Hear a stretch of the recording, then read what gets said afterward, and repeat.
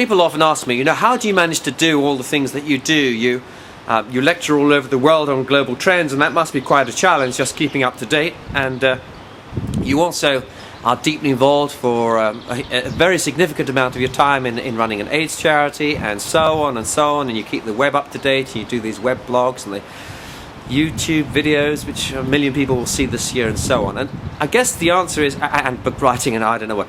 Well, I guess the answer is the 80-20 rule. What's that? The 80-20 rule is a mathematical principle that was discovered some years ago, and some decades ago, and it's basically like this. There are many things in life where 80% of the impact of that thing happens from about 20% of the activity or the effort. And you see this in nature, you see it in selling, you see it in all kinds of areas. Let's take an organizing committee for a conference. You can guarantee in most committees that 80% of the work will be done by about 1 in 5 people. If you're raising finance for a building project, say, I don't know, to rebuild a church or something like that, you'll find 80% of your donations will come from around 20% of the people that you talk to. If you're looking at the sales figures for a large multinational, you will find, once again, 80% of the sales will often come from around 20% of the customer accounts.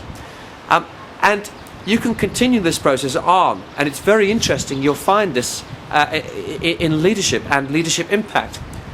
80% of a leader's impact often happens from only around 20% of what they actually do. And it's actually not too difficult to understand why.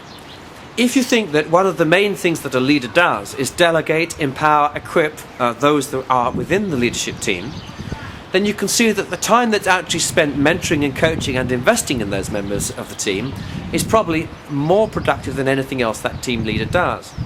And yet most team leaders spend less than an hour or two a week actually in that process. And you could see that if a team leader was to spend, let's say, a whole day a week simply mentoring, coaching, investing in, releasing and empowering their direct reports, that they could easily see that huge amounts more of their daily responsibilities get shifted onto the shoulders of these bright sparks, and that the process continues. And remember, the 80-20 rule will apply to their team. It will probably be out of a team of 10, 2 of them will be the ones that they can really, really lean on for 80% of stuff that they really, really need to be done. So the 80-20 rule is very important. If you can find out what the 80-20 is in your life, what is the 1/5 of your time and effort that produces 80% of your effective output and real value to other people, then you have the opportunity to look around for a slice, maybe another day a week of the stuff which is actually quite marginal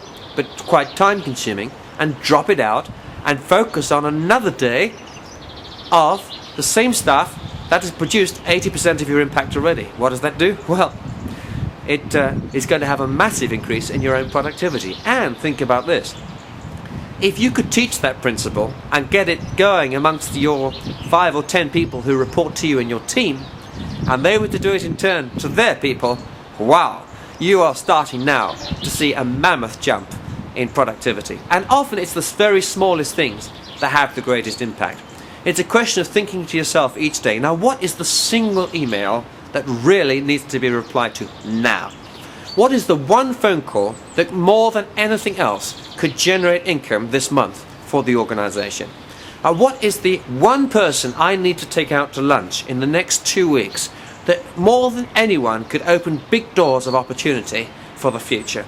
It's these kinds of things which are often only 1% of our time, 0.5% of our time, and yet may generate 10, 20 or 30% of the entire impact of what you do in the long term. These things are extremely important. And I can give you many examples of this, one of which has been web building for me. It's easy to neglect it. You think, oh yes, well, there's been 10 million people up there. Maybe 1 million people watch videos this year. Well, I try and do something. No, I should do more. You say, well, I do an hour every so often. No, do it. Someone once said to me, you need to update one of your books. It was a book on AIDS, actually. It was one of the first books I wrote, and it was one of the books that helped lead to the formation of the International AIDS Foundation asset, which is now active in 23 countries and has been influential in mobilizing communities across the world in an effective fight against the spread of HIV and in providing care for young people and others who are sick and dying, and for orphans left behind. One of the people I know came to me and said to me, "Look, Patrick, you need to update your book AIDS and You." And I said, "Look, it's been out of print for a decade. I'm not even involved in this stuff full time anymore. There are plenty of other people that can write books. They're better qualified." And this friend kept on badgering me for 2 or 3 years, and a couple of other people did. Eventually, I decided to put aside 2 or 3 weeks with the help of a friend, and I updated it. And you know what? That book, in partnership with another non-profit organisation, ASSET has been able to give away to project workers and youth workers and others in the poorest parts of the world. I think it's something like 350,000 copies now in over 20 languages. Now, the entire print run of that book, before I updated it, was only about 10,000 copies, something like that. And as I say, it was a dead book. It had been out of print for a decade. But it required someone else to hold the mirror up to me and say, "Look, Patrick, this is your 80-20. It's going to be a tiny fragment of your year, but it could have more impact than anything else you've ever done in terms of the AIDS NGO in 20 years." And indeed, that's turned out to be the case. So what stopped it?